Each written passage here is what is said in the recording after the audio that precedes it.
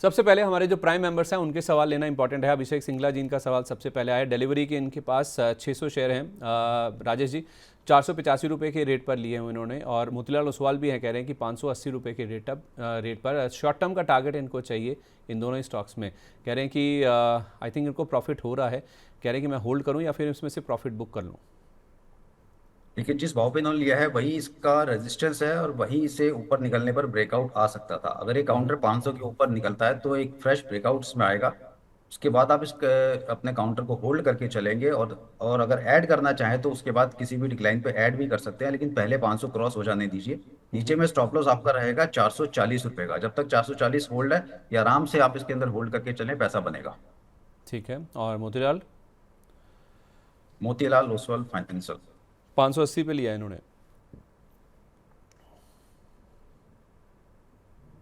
देखिए, मोतीलाल के अंदर भी हमें देख रहे हैं कि 580 का जो एक लेवल है, 580 तो काफी नीचे का लेवल है, तो ये तो अच्छे खासे प्रॉफिट में बैठे हैं ना। तभी तो ये पूछ रहे हैं कि सर कि इसको लंबी अवधि के लिए होल्ड करें या फिर मुनाफा बुक कर लें।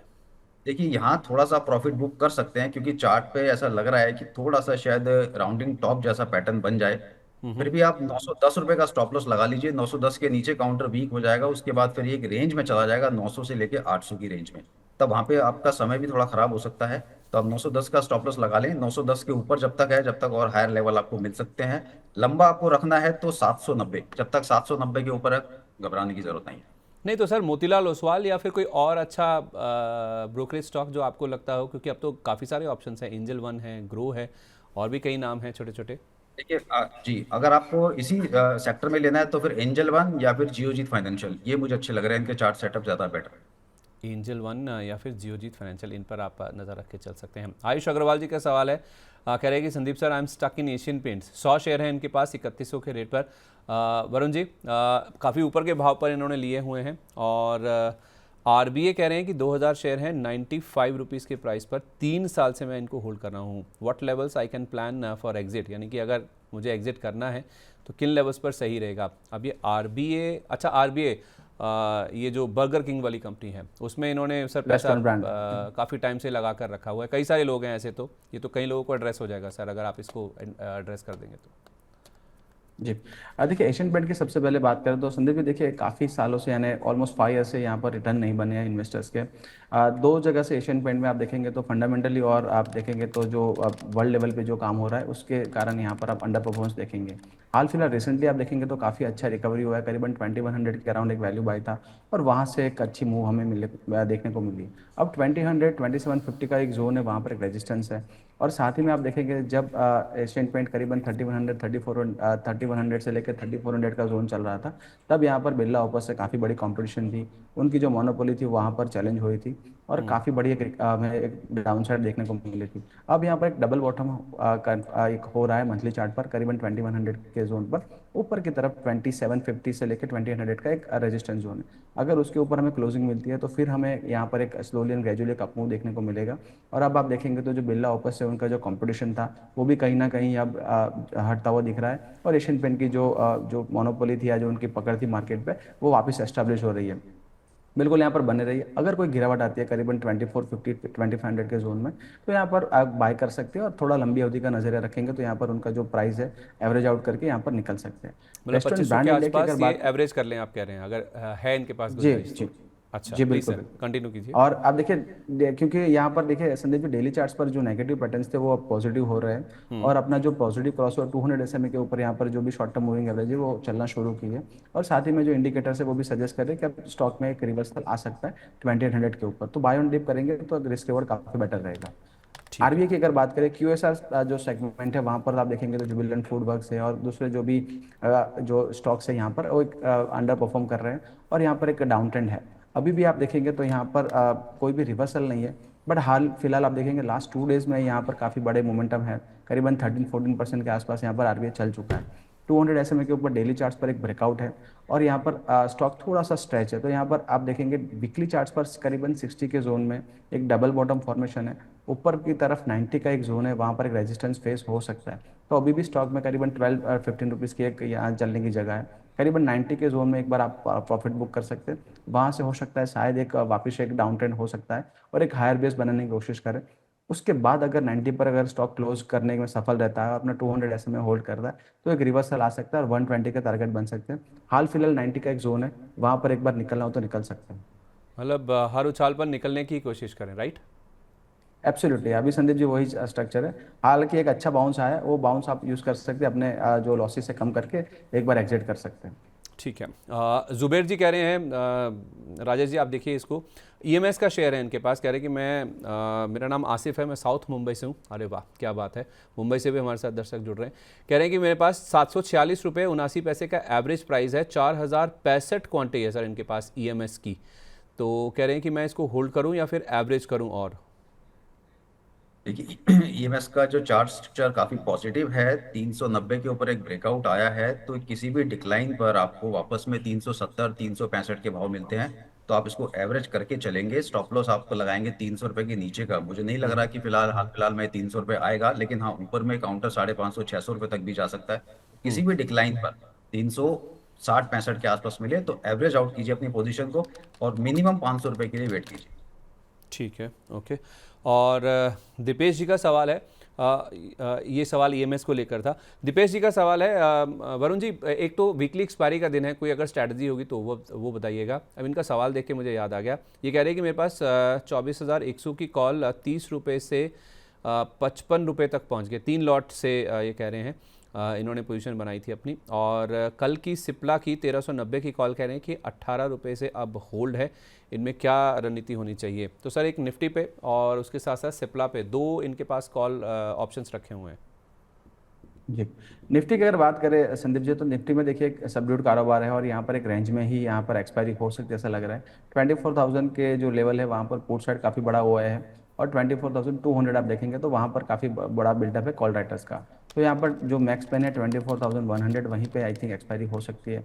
और जो भी मोमेंटम है, क्योंकि आप दिग्गज जी को मैं जानता हूँ, उनकी जो काफ़ी बार यहाँ पर हमारे शो में बात हो चुकी है, तो वो एक बायर है और यहाँ पर एक मोमेंटम प्ले करते हैं। तो निफ्टी में अभी कोई मोमेंटम नहीं है, तो आई थिंक उन्होंने जो प्ले किया है वही बराबर है। आई थिंक अब सेकंड हाफ में कोई ब्रेकआउट आता है तब देख सकते हैं, हाल फिलहाल अभी कोई नज़रिया यहाँ पर नहीं बन रहा है। सिप्ला की अगर बात करें, सिप्ला में काफ़ी अच्छा ब्रेकआउट है। आप अगर देखेंगे तो जो मई मंथ में आप करीबन 14 मई के बाद एक रैली बनी थी अर्निंग्स के बाद, उसके बाद एक शार्प करेक्शन देखा था, और उसी जोन में आप देखेंगे 1350 का जो जोन था वहीं पे एक रिटेस्ट हुआ है, और 2 कैंडल में 1 मंथ का जो करेक्शन था वो एक पूरा कर लिया है। तो स्टॉक में काफ़ी बढ़िया मोमेंटम है, प्राइस एक्शन काफ़ी पॉजिटिव और एक फ्रेश ब्रेकआउट है। यहाँ पर आपको जो कॉल है वो होल्ड करने की सलाह रहेगी। आपका जो स्टॉप लॉस है करीबन 1430 का एक मेंटेन करेंगे, और यहाँ पर रैली है करीबन 1500 से लेके 1525 तक जा सकती है, तो बिल्कुल होल्ड करके रख सकते हैं। 1500 तक, ठीक है, 1530 तक इन पर आप ज़रूर फोकस कीजिए। राजेश जी आपके पास कोई एक्सपायरी से रिलेटेड स्ट्रैटेजी या फिर कोई पोजिशनल नज़रिए से कोई एक या दो स्टॉक्स? देखिए संदीप जी, एक्सपायरी के लिए तो कोई भी अभी ट्रेड नहीं है, क्योंकि हम विक्स देख रहे हैं बहुत ज्यादा गिरा हुआ है, तो इसलिए बाजार में कोई मोमेंटम है नहीं। तो मार्केट प्योर से सेलर का ही मार्केट बना हुआ है। अगर आप कॉल पुट बेच करके काम कर सकते हैं तब तो मौके हैं आपके पास। अगर आप बायर हैं तो आप अपने हाथ जला लेंगे, कोई मोमेंटम दिखाई दे नहीं रहा। जब तक या तो मार्केट को 24,250 क्रॉस हो जाने दीजिए, उसके बाद आप 250 की कॉल लीजिए, या फिर मार्केट को एक बार 24,000 ब्रेक हो जाने दीजिए नीचे, तब आप 24,000 की पुट में काम करें। 24,000 से 24,250 के बीच में कोई ट्रेड बन नहीं रहा है। ठीक है, 24,000 से 24,250 आप कह रहे हैं कि नो ट्रेड जोन है। अच्छा, पोजिशनल नज़रिए से कोई एक दो स्टॉक जो आप रिकमेंड करना चाहेंगे सर? देखिए आज एक स्टॉक हमने रिकमेंड किया है, दूसरे चैनल पे भी दिया है, अपने क्लाइंट्स को भी दिया है, वो है पटेल इंजीनियरिंग। छोटा काउंटर है, चार्ट सेटअप बहुत पॉजिटिव है, हायर हाई हायर लो के फॉर्मेशन बनने शुरू हुए हैं, 200 दिन के मूविंग एवरेज के ऊपर सस्टेन कर रहा है। तो ये 32 रुपये से 28 रुपये की जो जोन है, इसमें आप एक्यूमुलेट कीजिए, 22 रुपये के नीचे का स्टॉप लॉस लगाइए। ऊपर में 50 से 60 रुपये, यानी कि डबल होने की भी क्षमता इसमें है, और ये आपको मिल सकता है। अगर आप देखेंगे तो पिछले करीब करीब 15 साल से बहुत इसने अपने इन्वेस्टर्स की वेल्थ को खत्म किया है।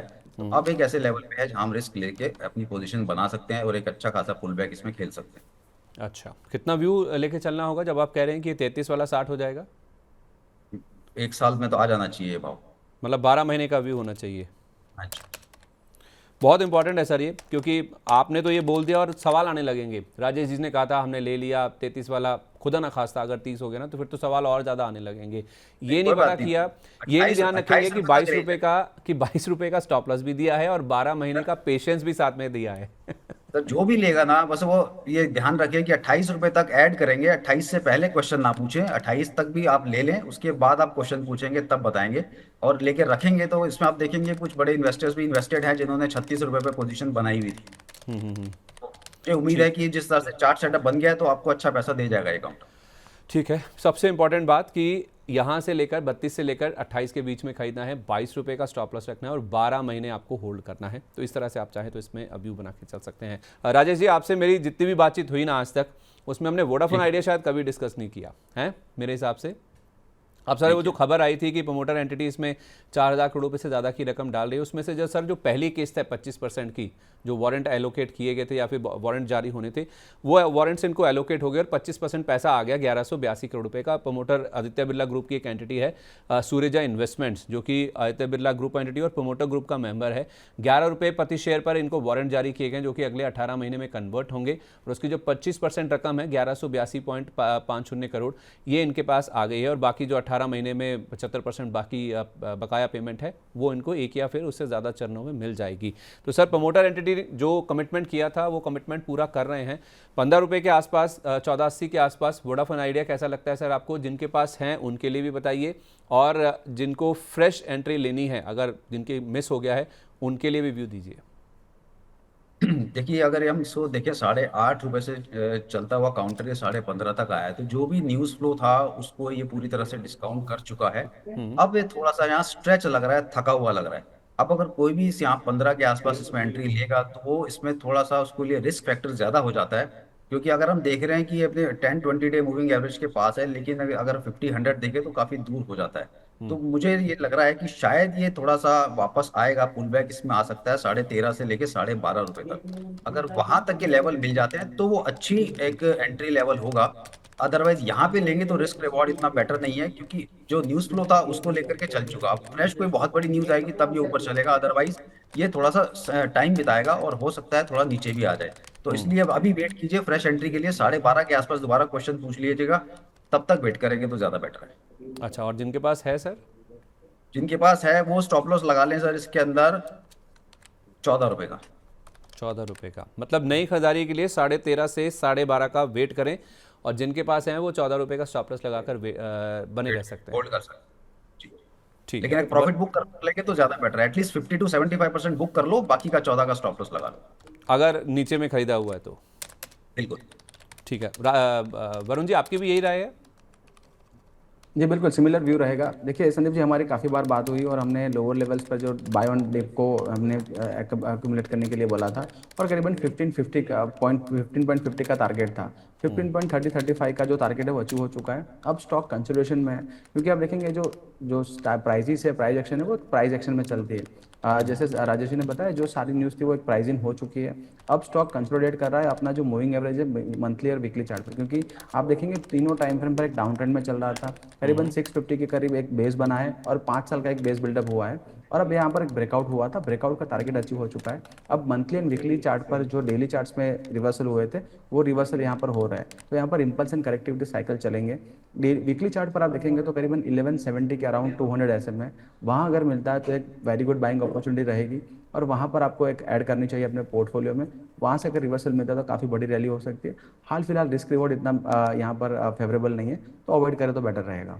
ठीक है। क्राफ्ट्समैन ऑटोमेशन, इसको देखिए राजेश जी, आज 5.25 लाख शेयरों की ब्लॉक डील हुई है 486 करोड़ रुपए की रकम में, 9,250 रुपए का प्राइस है। इनफैक्ट ये कल शाम को जो खबर थी कि प्रोमोटर हिस्सा बेच सकते हैं, इसका फ्लोर प्राइस 9,250 रुपए तय किया गया, वही प्राइस पर ब्लॉक डील हुई है और 486 करोड़ रुपए की रकम में। एक्सपेक्टेड था 484 करोड़ रुपए की ये डील होगी। 2.01% स्टेक प्रोमोटर श्रीनिवासन रवि बेचना चाहते हैं, ऐसी खबरें थी और उन्हीं लेवल्स के आसपास और उसी अमाउंट में ऑलमोस्ट आप देखिए ये ब्लॉक डील होती हुई नजर आई भी है।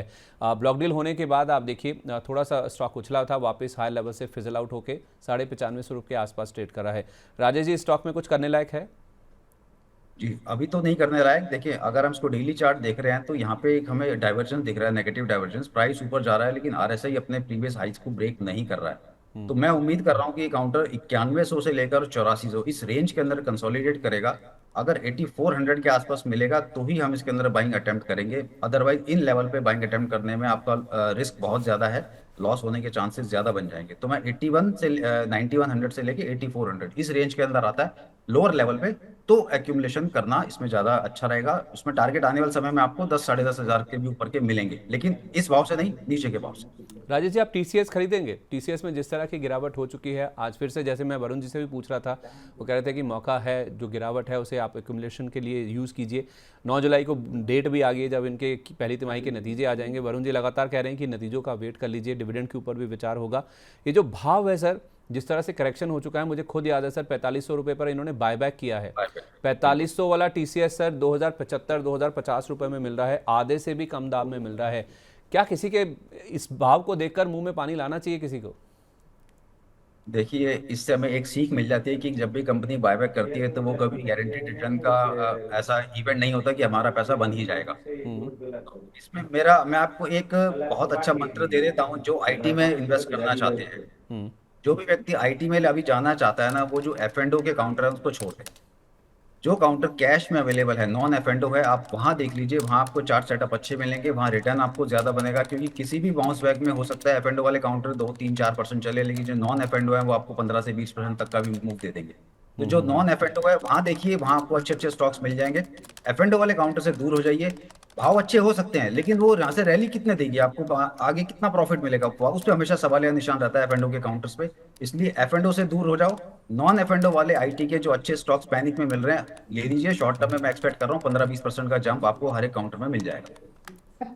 शॉर्ट पोजीशन नहीं बन पाएगी, यही लॉजिक है क्या? अब कुछ भी कह सकते हैं, लेकिन शॉर्ट नहीं बन सकती है। ऑप्शन के अंदर कोई बेच नहीं सकता, तो वहां पे जो अच्छा मोमेंटम मिल जाता है, सर्किट लग जाते हैं। तो मैं तो हमेशा यही कोशिश करता हूँ, जो non F and O sector जो है स्टॉक, वहां फोकस करता हूँ। रिटर्न बहुत अच्छे बनते हैं। ठीक है सर, ओके।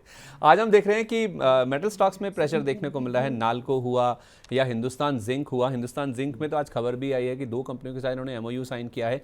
इनके जो ग्रीन हाइड्रोजन और जो बाकी अदर क्लीन एनर्जी सॉल्यूशंस हैं, उनके अडॉप्शन को अक्रॉस द ऑपरेशंस अडॉप्शन को और एक्सप्लोर करने के लिए इन्होंने ये एमओयू साइन किया है। वरुण जी, एक बार हिंदुस्तान जिंक और मेटल स्टॉक्स, नाल्को हुआ या फिर वेदांता एल्यूमिनियम हुआ, इन पर राय दीजिए। एल्यूमिनियम के प्राइजेस में अभी डिस्कस भी कर रहा था थोड़ी देर पहले, 1.25% गिरकर ऑलमोस्ट 3 महीने के लो पर आ गए हैं। और यही कारण भी है कि एल्यूमिनियम वाले जो स्टॉक्स हैं उनके ऊपर हम देख रहे हैं कि काफ़ी प्रेशर बन रहा है। 3360 के आसपास ग्लोबल मार्केट्स में प्राइजेस पहुंच गए, जो कि ऑलमोस्ट 3 महीने का निचला स्तर है। तो उसका नाल्को के ऊपर, वेदांता एल्यूमिनियम के ऊपर असर दिख रहा है। हालांकि वेदांता एल्यूमिनियम अभी वो T2T से बाहर नहीं आया, 10 दिन का फेज अभी पूरा नहीं हुआ है। जी, देखिए संदीप जी, अगर निफ्टी मेटल की अगर बात करें तो निफ्टी मेटल ने 12 मंथ्स का, अगर हम 6 मंथ्स का मैं रिव्यू करें तो काफ़ी बढ़िया हमने रैली देखी है। और ऊपरी तरफ से करेक्ट होने के बावजूद अभी भी देखेंगे तो 15% के अराउंड अप है। तो मेटल स्टॉक्स जो स्टॉक्स है वहाँ पर काफ़ी आउट परफॉर्मेंस दिया था, स्पेशली एल्यूमिनियम और कॉपर स्टॉक्स ने। अब आप देखेंगे तो जो आपने जो हेडलाइंस में भी बताया, डॉलर इंडेक्स काफ़ी मजबूत हो रहा है, तो वहाँ से एक जो नेगेटिव कोरिलेशन है मेटल स्टॉक्स में वो दिख रहा है, और मेटल स्टॉक्स में प्रॉफिट बुकिंग दिख रही है। स्पेशली आप देखेंगे एल्यूमिनियम प्राइसेस काफ़ी करेक्ट हो चुके हैं और वहाँ पर एक प्रॉफिट बुकिंग है। नाल्को की अगर बात करें, हमने लास्ट वीक भी अगर बात की थी, जब एक डबल टॉप का एक कन्फर्मेशन मिला था करीबन 390 के नीचे, और 2 दिन में करीबन 10% गिर गया था। सेल ऑन राइज का मोड था। अभी भी आप देखेंगे तो सेल ऑन राइज है, करीबन 375-80 के जोन से यहाँ पर सेल ट्रिगर हुआ है। 360 के नीचे हाल फिलहाल स्टॉक ट्रेड कर रहा है। उसके नीचे अगर यहाँ पर ब्रेकडाउन मिलता है तो करीबन 330 अपना जो 200 SMA वहाँ टेस्ट करने जा सकता है। तो हाल फिलहाल मेटल स्टॉक्स थोड़े अवॉइड करने चाहिए। प्रॉफिट बुकिंग है तो अच्छे लेवल बनते हैं, एक कंसोलिडेशन जोन बनता है, उसके बाद करेंगे एंट्री।